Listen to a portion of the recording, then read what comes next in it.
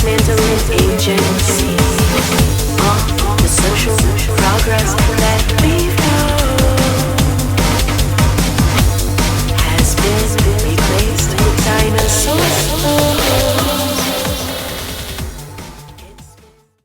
Pedro Pablo Rodríguez nació en una modesta familia de clase baja en la colonia Independencia, en el área metropolitana de Monterrey. Crecer ahí fue duro, entre drogas, pandillas y pobreza. La lectura y posteriormente la escritura le ayudaron a sobrellevar aquella realidad. Comenzó a leer historietas desde los 5 años, desde los 15 escribió su primer cuento, estudió ciencias de la comunicación y se dedicó a la producción de televisión. Su primer viaje a España fue la inspiración para empezar su primera novela, Inferno, ambientada en la península ibérica, que terminó en el año 2008. Dedicado desde hace 23 años a la producción audiovisual, ha trabajado en cine, radio, televisión, medios impresos y publicidad como guionista y realizador. Ha sido asesor de campañas políticas en diferentes estados de la República Mexicana desde 1999 para todos los cargos de elección popular y ha producido directamente 13. Ha dirigido más de 400 circuitos cerrados de conciertos de diferentes artistas internacionales, videos musicales con más de 250 millones de reproducciones en la plataforma YouTube, y su talento fotográfico de vanguardia ha sido portada de discos para Sony BMG y para la revista de circulación nacional Ritmo Urbano. Luego de algunos acercamientos con la cinematografía, finalmente ganó en 2020 el Festival de Cine de Florencia, Italia, y del Independent Horror Movie Award de Columbia Británica por su ópera prima Loco, adaptación de la novela Inferno. En 2021, la revista Rolling Stone publicó por primera vez su arte fotográfico. Apasionado por el horror, la novela negra y las historias góticas, como escritor ha revolucionado el género de las historias de vampiros en México. Bienvenidos a un episodio más de Café Cátedra. Agradecemos el día de hoy la compañía de Pedro Pablo Rodríguez. Bienvenido, ¿cómo estás? Hola, muchas gracias. Gracias por la invitación. Muy bien, es un gran placer estar por aquí con ustedes y siempre es un privilegio poder hablar con la comunidad universitaria. Gracias por la invitación. Gracias por estar aquí. A nombre de todos los que hacen posible este programa, universitarios, docentes de la Maestría en Investigaciones Humanísticas y Educativas del área de comunicación y praxis, les damos la bienvenida. También agradecemos al restaurante La Cofradía por permitirnos estar este día aquí. Y vamos a iniciar platicando acerca de ti, platicando de tu carrera, de tu trayectoria. Pedro Pablo Rodríguez, además de ser cineasta, además de ser escritor, fotógrafo, productor, un comunicólogo totalmente. Platícanos cómo inicia en ti esta travesía de comunicar. Pues fíjate que bien padre lo comentas tú, porque efectivamente cuando uno entra a la Facultad a Ciencias de la Comunicación, yo soy egresado de la Facultad de Ciencias de la Comunicación de la Universidad Autónoma de Nuevo León, nos platican eso, que los comunicólogos somos todólogos y que tenemos la responsabilidad de saber de todo, de tener mucho conocimiento, sobre todo muchos conocimientos generales. Nos ponía, por ejemplo, un maestro de la escuela, que si nos encontrábamos a Kofi Annan, el que antes en su tiempo fue secretario general de la ONU, en un aeropuerto, a lo mejor si no lo reconoces y si no estás preparado, no tienes la oportunidad de llevarte una gran entrevista, ¿no? O sea, por eso uno tiene que estar preparado siempre, por eso el comunicólogo tiene que ser todólogo, saber de todo. Y yo creo que eso se traduce también pues en el gran despliegue de producción que tienen esta tarde aquí, que tienen ustedes, un gran trabajo de todos los alumnos, los veo, ustedes no los ven, pero por supuesto detrás de cámaras hay un corredero de gente entre el equipo de producción, stage manager, camarógrafos, el floor manager, el director, el productor, y eso es padrísimo porque luego se traduce en un gran producto final. Me da muchísimo gusto. Sí, pues yo trabajo en producción de televisión desde hace 24 años, prácticamente desde que terminé la universidad. Y pues es muy padre. No comenzó ahí mi cariño por las comunicaciones. Más bien, yo me acuerdo mucho de una anécdota. Mi mamá me llevó a un programa de televisión de Televisa Monterrey cuando yo tenía 10 años. Tú sí querías salir en la tele cuando que estudiaste comunicación. Y no nada más yo. Me atrevo a decírselos a todos los alumnos que están viendo ahorita este pequeño reportaje. todos los que trabajan en televisión, los que trabajan atrás, hasta la señora que hace la limpieza, sueñan. Secretamente todos soñamos con salir en la televisión. Y cuando yo estudié comunicación, yo quería ser locutor de radio. En aquel entonces, en los años 80 y en los años 90, yo entré en 1992, los locutores de radio eran los dioses, porque la radio era muy importante y eran aquellos que tenían la oportunidad de ver a los artistas, los que marcaban la pauta sobre la música que se escuchaba y la que no, eran todopoderosos, ¿no? Busqué una carrera que fuera afín, encontré en la preparatoria de la Universidad Autónoma de Nuevo León la carrera de Ciencias de la Comunicación, y pues ahí empezó todo la travesía, ¿no? Primero porque era una carrera nueva, tenía poquitos años ahí en Monterrey, donde yo estudié, y pues mucha gente no tenía mucho conocimiento de esta carrera, no se sabía bien a qué te ibas a dedicar, qué es lo que ibas a hacer terminando. Tuve resistencia por parte de mi papá, que quería que fuera abogado. Afortunadamente no lo fui. Y después de eso, pues tuve la oportunidad de conocer muchos grandes maestros y grandes compañeros alumnos de la universidad, que pues me dieron las herramientas luego para poder desarrollarme, ¿no? O sea, empiezo a trabajar en los medios poquito después de haber terminado la carrera. Entré a trabajar a Televisión Azteca, que realmente es una gran escuela. Mucha gente no, a lo mejor sí no lo dicen después, ¿no? Pero verdaderamente el aprendizaje comienza una vez que uno termina la etapa de la escuela. Cuando uno está en las aulas es bien padre, ¿no? O sea, no tienes más responsabilidad que hacer tu trabajo, o sea, llevar las tareas, terminar los exámenes, pero cuando estás en el trabajo ya en el campo, o sea, tu trabajo afecta a miles o a veces hasta millones de personas. Me acuerdo cuando nos llevaron el primer rating del programa que yo producía, uno de los programas que yo producía allá en Monterrey, que era 4 puntos de rating, lo que tenía mi programa en aquel entonces. En Monterrey, un punto de rating eran 80,000 personas. Entonces, cuando ves toda la gente que te ve, 320,000 personas viendo lo que un productor que está detrás de cámaras le dice al conductor que tiene que decir, te das cuenta de que el poder de la televisión es increíble, ¿no? O sea, porque había programas que tenían 12 puntos de rating. Hubo un programa en el Monterrey que se llamaba Mira qué bonito, que tenía 30 puntos de rating. Ese programa competía con las novelas de Televisa, de Canal 2. Entonces era increíble el poder de la televisión y te embriaga, ¿no? Yo sí, en algún momento pensé en salir frente a la cámara, pero cuando me di cuenta de lo que hacía el productor, el verdadero poder que se tiene detrás de cámaras, fue cuando decidí mi lugar está detrás de las cámaras, ¿no? Y eso es algo que he tenido la oportunidad de hacer durante muchos años. Y has llevado también en tu parte personal, yo creo que todos los que nos dedicamos a la comunicación, también impacta mucho cómo fue nuestra infancia, cómo nos desarrollamos, y lo has llevado también a tus proyectos que has hecho. Estaba leyendo que destacan que naciste en una ciudad, en una colonia conflictiva de la ciudad de Monterrey, ¿sí? Y de una historia que tú viviste, después la llevaste pues no solamente a un libro, sino también pues a lo audiovisual. Claro que sí. Sí, por supuesto que todo eso es súper importante, la formación que tiene uno, tanto en la casa. Yo creo que el más grande logro de mis papás fue pues que nosotros termináramos la escuela, que todos mis 4 hermanas y yo fuéramos a la universidad y que tuviéramos la oportunidad de estudiar, porque sí vivíamos en una colonia con condiciones muy peligrosas. En la colonia Independencia en Monterrey en los años 80 era la cuna de la criminalidad prácticamente, ¿no? Yo puedo decirte sin temor a equivocarme que puedes ver mi fotografía de graduación de la primaria y la mayoría de mis amigos de la primaria están en la cárcel o muertos.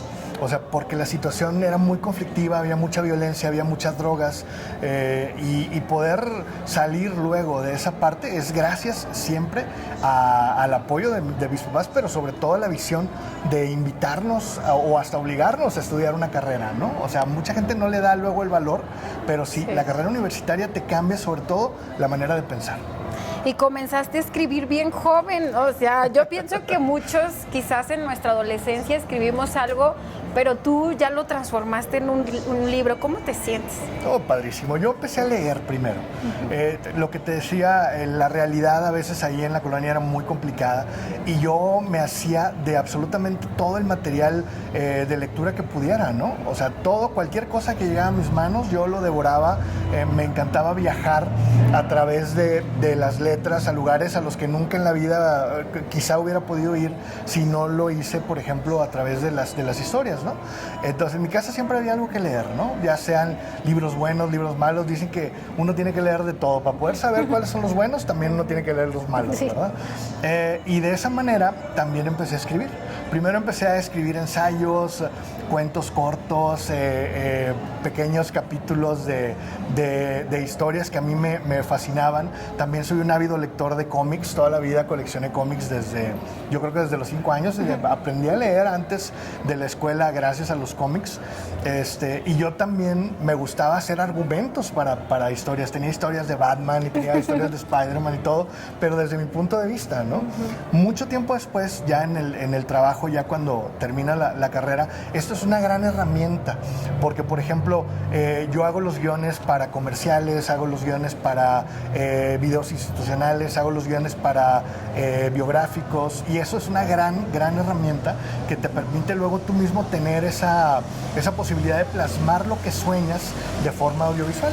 Grandes directores de cine como Guillermo el Toro, por ejemplo, escriben sus propias historias, ¿no? Entonces, de esa manera es más fácil porque no necesitas tener una comunicación con alguien más para poder llevar la historia a la pantalla, sino que tú mismo creas la historia y hasta que no queda perfecta es cuando ya das el último claquetazo. ¿Sería como tu referencia llegar a ser como Guillermo del Toro? Fíjate que me gusta mucho el trabajo de Guillermo del Toro. Desde antes de que ganara el Oscar, yo lo consideraba el más talentoso de los 3 amigos, ¿no? O sea, hablando del señor Cuarón y del señor González Iñárritu, a quien por supuesto también respeto mucho, su trabajo extraordinario. Qué desafortunado que luego su trabajo se tenga que hacer fuera de México, que todos ellos hayan tenido la oportunidad de hacer crecer el cine mexicano, pero que no encontraran las condiciones en México y tuvieran que irse a otra parte, ¿no? Pero independientemente de eso, gran trabajo que han realizado ellos, sacaron al cine mexicano del gran bache en el que estaba desde hace muchísimo tiempo y le dieron pues una vuelta y un contexto. Yo te podría decir que mis grandes referentes vienen más allá. Yo crecí viendo cine desde muy joven. Mi bisabuelo, don Adolfo Rodríguez Santos, él fue el que llevó el primer cinematógrafo al estado de Nuevo León. En 1907, si no me equivoco, tenían un salón de burlesque que era en los altos de un restaurante, el Salón Variedades, y ese salón de burlesque lo convirtieron en una sala de cine, la primera sala de cine del estado de Nuevo León. Entonces, mis abuelitos eran dueños de salas de cine y yo entraba a todas las películas gratis. Pasabas, sí. Y me la pasé toda mi infancia entrando y saliendo, viendo las películas 5 veces, 10 veces, ayudándoles a los cácaros, a los proyeccionistas a regresar las películas, cortando el filme y todo. Entonces, todo eso me dio una perspectiva diferente, ¿no? Tuve la oportunidad de ver gran cine internacional, vi mucho cine italiano, me gusta mucho Federico Fellini. También obviamente me tocó la gran etapa de Steven Spielberg y de otros grandes directores, hasta actualmente lo que hace Tarantino, David Lynch y todo eso. México ha hecho muchas cosas muy padres y sí son dignos de reconocimiento, pero yo diría que más bien mis influencias son más del cine que comenzó en los años 80. También soy gran fanático del cine de serie B.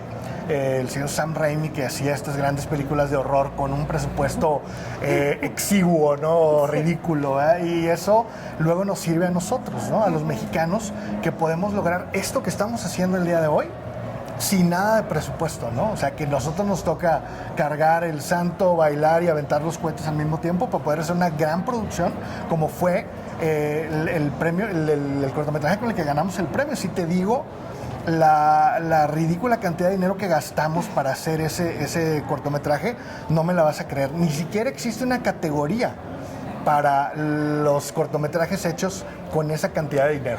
¿Te parece si regresando del corte me platicas cuánto gastaste? Claro que sí. Vamos a un corte y regresamos.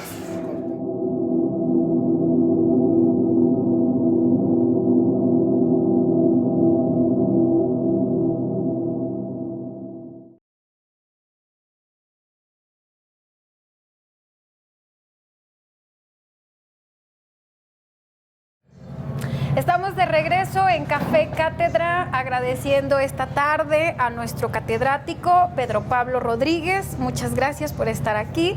Y también, por supuesto, a El Café La Cofradía. Interrumpimos en una pregunta importante. ¿Cuánto te costó ese cortometraje de Loco que se trajo un premio para México? Bueno, como te decía, no existe una categoría.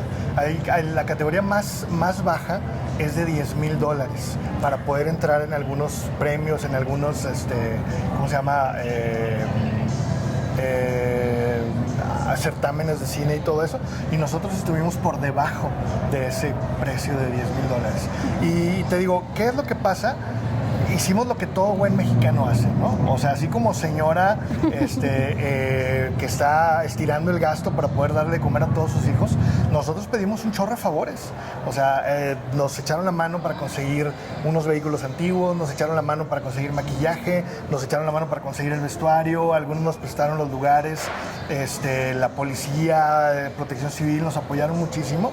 O sea, fue realmente mucho más el valor del cortometraje que lo que verdaderamente nos costó. Si todos hubiéramos cobrado, sí sería una producción de más de $1 millón, ¿no? Pero desafortunadamente, o afortunadamente, ¿no? Porque luego se hacen las cosas con más cariño y con más corazón cuando se hacen por gusto que cuando las hace uno por dinero, ¿no? Y aparte, tuve la oportunidad de trabajar con un gran equipo de Monterrey que se unió a un gran equipo de Fresnillo y obviamente de ahí surge que la gente de Fresnillo ahora tiene una gran experiencia para trabajar en este tipo de cuestiones porque ya trabajaron en un cortometraje premiado a nivel internacional. Sí, justamente nos faltó esa parte última de tu trayectoria. Estás aquí en Zacatecas trabajando en Fresnillo y sin duda vas a tener mucha inspiración por todas las historias que suceden. Sí, claro que sí.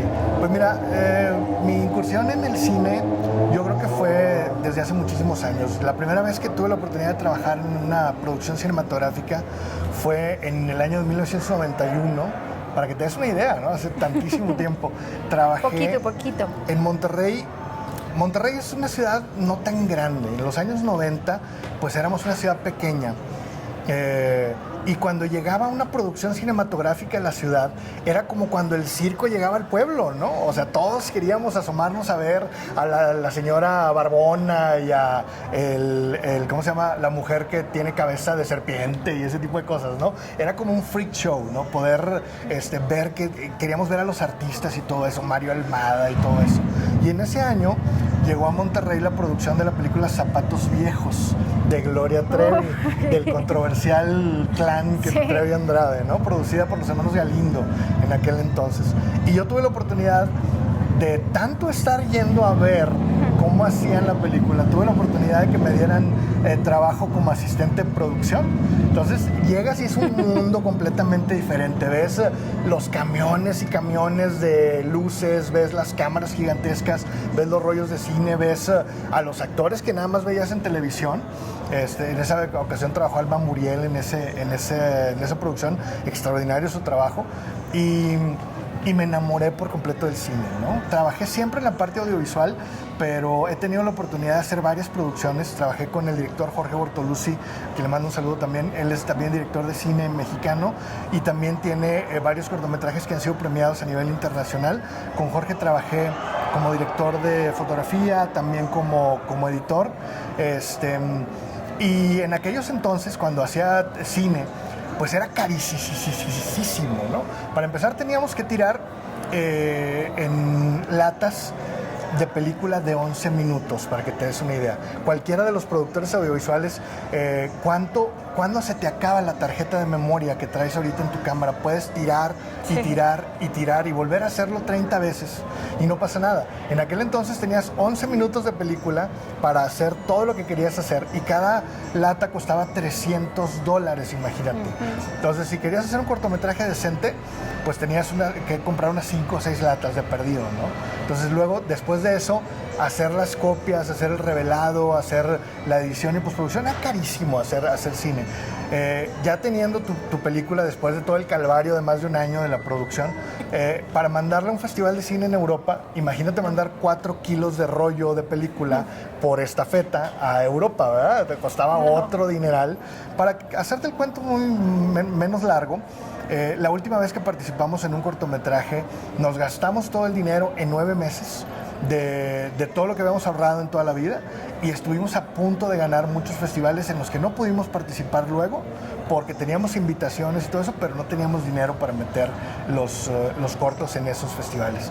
Y esto cambió ahora con esta nueva producción que hicimos en 1999, porque en el marco de la pandemia pudimos participar a distancia en muchos festivales. Entonces hicimos nuestro cortometraje, lo presentamos, tuvimos la grata fortuna de que nos invitaron a participar en el Festival Mórbido de aquí de México, el Festival de Cine, y luego de ahí empezaron a llegar un chorro de invitaciones para muchos diferentes festivales. Nos llegó nuestra primera nominación para el Festival de Cine de Londres, en Inglaterra. Casi lloré, haz de cuenta, cuando nos llegó. Me parecía increíble que un trabajo hecho aquí en Fresnillo por manos zacatecanas pues pudiera llegar tan lejos, ¿no? Y lograr una nominación. Cuando te nominan, te permiten utilizar los laureles con el nombre del festival. Entonces era la emoción, me quería yo tatuar ya el laurel, haz de cuenta, así sí, en el brazo y todo. Pero luego después llegó una segunda nominación y nos nominaron en Asia, nos nominaron en Europa, nos nominaron en América, en diferentes países. Terminamos con 22 nominaciones en 3 continentes, en 11 diferentes países, y nuestro cortometraje se tradujo a 7 idiomas. Luego después nos avisan en el Festival de Cine de Florencia, en Italia, que ganamos la categoría de horror. Y ese sí fue el acabose, ¿no? Sí, ese sí te lo vas a tatuar. Yo creo que todos, me van a tatuar tarde o temprano el nombre del festival también. Porque sí, imagínate qué padrísimo que el trabajo de nosotros se presente en la escuela de cine ahí en Florencia, que nos hayan reconocido de esa manera. Nos mandaron la estatuilla, es una estatuilla del David hecho por artesanos de ahí en ¿cómo se llama? En mármol de Carrara, que es el mismo que utilizaba Leonardo en sus esculturas. Entonces, algo padrísimo, ¿no? Luego ganamos el Festival de Cine de Columbia Británica en Canadá, y pues eso fue, pues ya digamos que como que la cereza, ¿no? que coronó el pastel. Muy padre hacer producción audiovisual, pero algo que platicábamos hace ratito antes de empezar la entrevista es que no te puedes quedar con el trabajo que hiciste hace un año o hace 2 años o hace 3 años, ¿no? Esto no es una carrera de velocidad, es una carrera de resistencia. Se trata de qué es lo que estás trabajando el día de hoy. Se trata de que cuando sales de tu casa para hacer el próximo video, tienes que tener la idea de que va a ser el mejor video de tu vida, de que vas a hacer el mejor trabajo de tu historia. No importa que hayas ganado 20,000 laureles el año pasado, ¿no? Lo importante es lo que vas a hacer el día de hoy. O sea, y que le tienes que echar igual de ganas a lo que estás haciendo ahorita, aunque ya seas una persona consagrada. Steven Spielberg, después de hacer cualesquiera de la película que hizo, que ganó premios, no se quedó de brazos cruzados, ¿no? Siempre sigue haciendo lo mejor. Y este año que me diste, y este año que me trajiste, y este año que lograste, ¿no? Y ese es el trabajo de la producción audiovisual. Nosotros somos... a lo mejor es un trabajo muy escondido, trabajamos detrás de cámaras, no tenemos el mismo glamour que tienen los actores, pero nuestro trabajo es muy importante, ¿no? Y siempre tenemos que hacer más cosas, y de ahí surgió luego la idea de hacer Inferno, ¿no? Inferno es un libro que yo tenía terminado ya hace varios años, me sirvió como base para escribir el cortometraje. De hecho, el cortometraje fue, ¿cómo te diré? Queríamos hacer una especie de book trailer, ¿no? Al principio, para poder anunciar el libro. Pero luego la cosa escaló y de un minutito que iba a durar el book trailer se convirtió en un cortometraje de 18 minutos. ¿Verdad? Entonces, muy padre porque adaptamos una parte de Inferno y luego ya tuvimos la oportunidad el año pasado de dedicarle el tiempo necesario para escribir, o más bien para hacer el trabajo editorial, que es muchísimo, para poder pues cristalizarlo de esta manera, ¿no? Convertir un relato escrito en hojas de papel arrugadas y en servilletas baratas en un café, en una novela, y una novela pues que afortunadamente le ha ido muy bien en presencia internacional. Fue una novela que desde un principio yo tenía la idea de que el mercado que íbamos a buscar era el mercado internacional. La hemos presentado en Madrid, en España, también en Santiago de Chile, en Argentina, porque son mercados que leen mucho más que en México, ¿no? En México tenemos la versión impresa, que es la que estamos viendo ahorita, pero podemos ver la versión digital en todas partes del mundo a través de Amazon. Y ahí en Amazon ha sido una bomba, ¿no? Ha estado también rompiendo récords este libro. Platícanos acerca de cómo ha sido tu experiencia. Esa es otra parte increíble, que la verdad te digo, todavía no me la acabo de creer. Cuando subimos la novela, el 12 de marzo, que fue el día que la presentamos en Monterrey, cuando subimos la novela, me aparecen ahí los rankings, ¿no? Entonces, la categoría de horror, lugar 780 y tantos, y la categoría de ficción gótica, lugar 400. Y yo dije, bueno, estamos empezando, soy un autor desconocido, nunca he publicado mi primera novela. Oye, 2-3 semanas después, estuvo en primer lugar de ventas en la categoría de ficción gótica y en cuarto lugar en la categoría de horror. Es una de las categorías más difíciles. Estuvimos por arriba de Frankenstein de Mary Shelley, imagínate. O sea, Frankenstein es prácticamente quien inventó la novela gótica de horror, ¿no? Y en esa semana nosotros estuvimos por encima del ranking de Cumbres Borrascosas y de grandes novelas internacionales que son ejemplos que veíamos en la escuela, ¿no? O sea, que los leíamos en la escuela para poder aprender. Entonces imagínate qué emoción y qué increíble, ¿no? Que pudiera estar por encima del ranking de ventas en esa categoría. Si al momento de subirla yo no hubiera visto que empezamos en lugar 700 y fracción, yo hubiera dicho, son mentiras. Dije, a lo mejor nomás hay 5 participando, pero no. O sea, hay muchísima oferta en Amazon, eso es lo que tiene Amazon, que tiene muchas facilidades para poder publicar tu novela de forma independiente, por decirlo de alguna manera. Aunque yo no lo hice de forma independiente, tuve el apoyo de una gran editorial zacatecana, que es Texer Editores, y pues de esta manera pues logramos tener el producto que tenemos ahorita, muy, muy padrísimo. Una historia de vampiros, parece que ya se había escrito todo, pero aquí parece que llega un nuevo legado, hasta la portada me recordó a La Reina de los Condenados. Ay, muchas gracias. Me recordó un poco, pero pues no se ha escrito y esperemos que tengas más que escribir para nosotros. Vamos a una pausa y regresamos con más.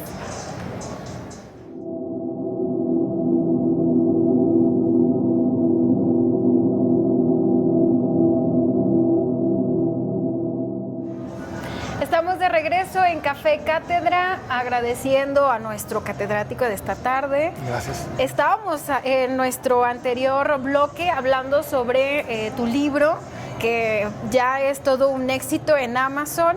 Estábamos también hablando de lo complejo también que es pues el cine de terror y a dónde has llegado tú. Y pues estábamos también hablando de los personajes de tu novela, que a veces parece que ya se dijo todo, parece que son cliché y vuelven a ser una bomba. Sí, pues mira, la mitología de vampiros es desde hace muchísimo tiempo presente, ¿no?, en la vida de todas las personas. Incluso se puede hablar mucho, no nada más de los vampiros como tal, como los describió Bram Stoker a lo mejor en el primer gran bestseller de vampiros en Drácula, sino también se han hecho muchas analogías de los vampiros energéticos y ese tipo de personas, ¿no? Yo incluso en mi libro en algún momento hablo de la fauna que habita las calles de Madrid, la fauna desalmada que sale después del anochecer, y hago una analogía de ello, ¿no? O sea, hablo de las prostitutas, de los proxenetas, de los asesinos, de los usureros. Todos ellos de cierta forma también son vampiros, ¿no? Y están, por ejemplo, dentro de la clasificación de la fauna, están las cenicientas, ¿no? Aquellas personas que salimos a divertirnos o salimos a conocer una pequeña probadita de toda esta misterio de la noche, pero no pertenecen a la noche. A las 12 de la noche se regresan a su casa, se convierten en calabaza, ¿no? O el monstruo, que es la ciudad, los devora. Entonces, por eso hago la referencia también a que no nada más son siempre los vampiros que todos conocemos clásicos, ¿no? Los que se alimentan de sangre humana literalmente, ¿no?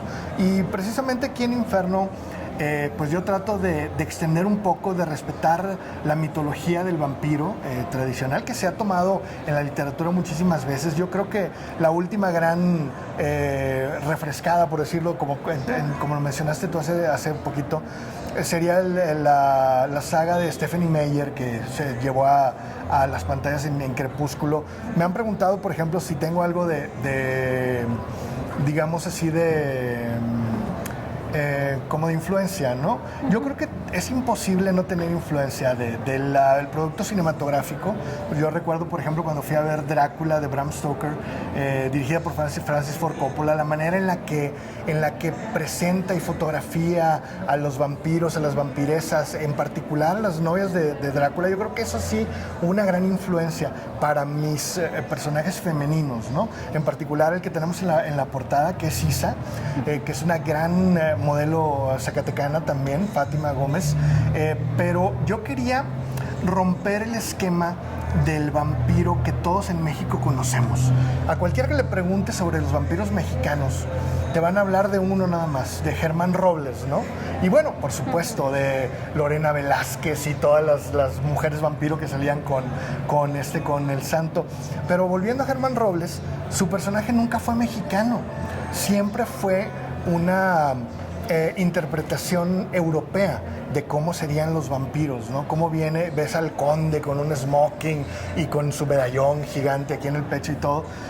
Yo quería darles un tinte y crear al primer verdadero vampiro mexicano. Yo creo que lo logramos a través de la novela, ¿no? Ojalá tengas la oportunidad de verla y de leerla, porque tomamos algunos elementos que verdaderamente surgen de aquí, de nuestra tradición oral. Ya me lo estoy imaginando con un sombrero de mariachi. No.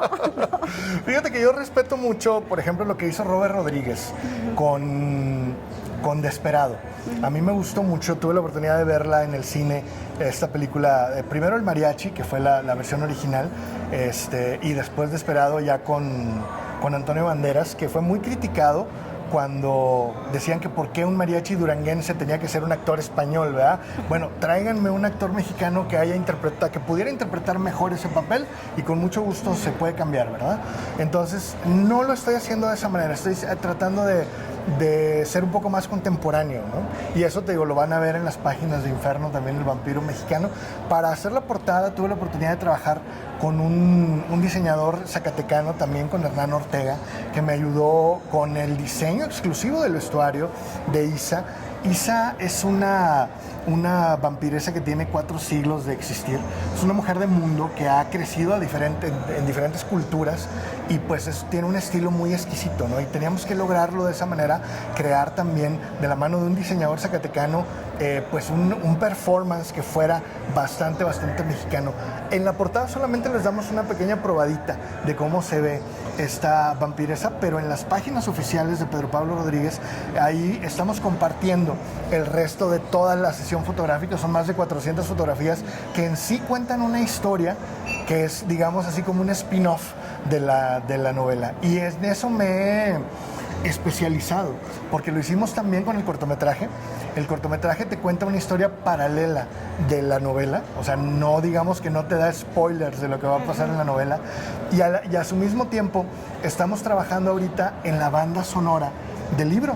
Fíjate que este es el primer libro en América y el segundo libro en el mundo que tiene una banda sonora escrita exclusivamente para el libro. Estoy trabajando de la mano de un artista del rap y del hip hop, se llama Darius, fue el vocalista del grupo Cártel Santa, y con su productor Mauricio Garza.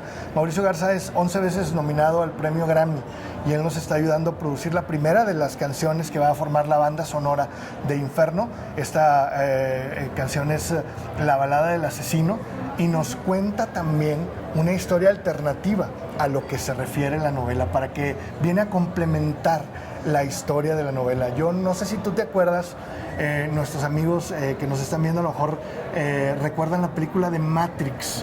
Sí. Cuando salió la película de Matrix, ahora las hermanas Wachowski crearon historias alternas. Crearon una serie de pequeñas historias animadas que se llamó Animatrix. Y si tú veías Animatrix, entendías muchas cosas que en la película no se entendían. Y si tú jugabas el videojuego, que se llamaba Enter the Matrix, entendías muchas cosas que en la película no te explicaban. Y es lo que estamos haciendo ahorita con Inferno. No es una experiencia unilateral, no nada más está escrito en blanco y negro, es una experiencia multiplataformas, porque lo que vemos en redes sociales, en Instagram, viene a complementar lo que aparece en el libro, lo que vemos en YouTube con el cortometraje viene a complementar lo que está en el libro, y lo que próximamente vamos a ver en Spotify y en todas las diferentes redes de música con la banda sonora va a venir a complementar la experiencia de Inferno, y eso fue pensado así desde el principio, ¿no? Queríamos llegar a llevarle la lectura a toda una generación que la tenía muy abandonada. Sí, veo aquí, voy a decir algo, no sé si suene soberbio o no, pero yo creo que esto solamente lo podría pensar un comunicador, ver todas estas plataformas. Tú escribes, me decías hace un momento, yo cuando escucho una canción, yo la voy visualizando.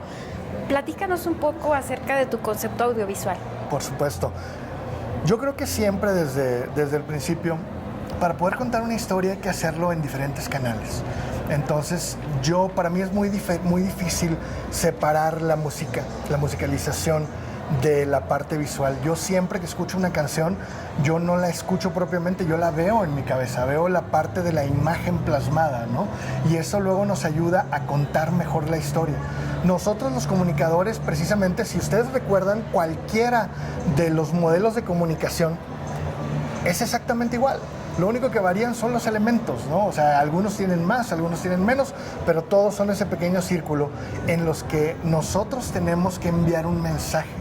Es más importante todavía lo que el receptor entiende de nuestro mensaje que lo que nosotros queremos decirle a él, ¿no? Por eso la parte audiovisual es muy importante, porque entre más información le des a la gente, mejor va a llegar el mensaje. Si tú quieres en comunicación política, ¿no?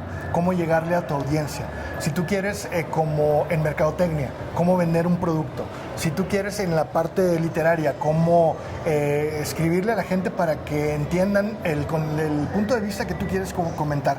La comunicación audiovisual se encuentra en todas partes, ¿no? Entre más elementos tenga el mensaje, mejor va a llegar luego. Vas a tener la oportunidad de que la gente lo entienda mejor, porque a diferencia, por ejemplo, del arte, el arte puede ser muy subjetivo.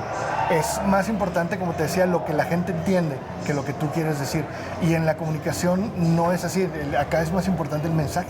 Si el mensaje llega correctamente a una audiencia, lograste el éxito y te ganaste tu sueldo, ¿no? O sea, ya valió la pena tantos años de trabajo y de estudio de quemarse las pestañas. ¿Y cuál sería el mensaje de todos estos elementos para llegar al infierno? Pues más bien yo lo que creo es que el mayor mensaje que les puedo dar es que para lograr cualquier cosa lo más importante es la constancia. De nada sirve tener talento si uno no le pone empeño, si uno no le pone dedicación. Los muchachos en la escuela tienen la oportunidad, si ya tienes el talento, si ya tienes las habilidades, si ya tienes la enseñanza que te brindaron tus maestros, todos los días tienes que trabajar incansablemente hasta lograr lo que quieres hacer. Gabriel García Márquez decía que todos los días escribía, porque si no se te enfría el brazo.